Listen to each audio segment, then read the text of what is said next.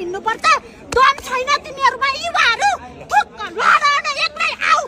अब आऊ म गर्छु देश बनाउँछु ठीक छ म लड्छु यस्तो भ्रष्टाचारी चाहिएन भनेर आउन सक्दैनौ फेरि दिनै बाँकी चाहियो तिमीहरुलाई ठुक्क कति अर्काको झोला बोकेर खान पस्केका छौ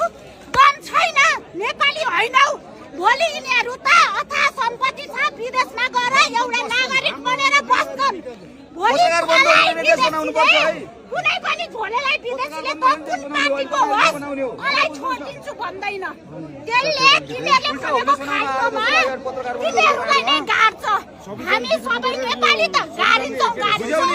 तिमीहरु पनि गाडिन्छौ याद राख त्यही भएर पहिला देश बचाउने देशलाई माया गर्ने मान्छे खोज बुढाहरु अझै हिम्मत गर्छौ अझै पहिला देश बचाउने कुरा गर अनि पहिला देशको कुरा गर देश हो देश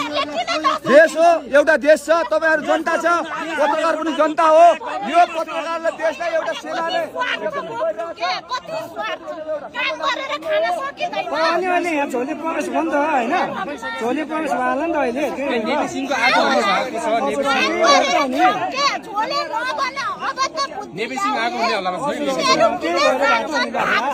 हामीलाई कुनै माओवादीको आवश्यकता छैन कुनै कांग्रेसवादीको कुनै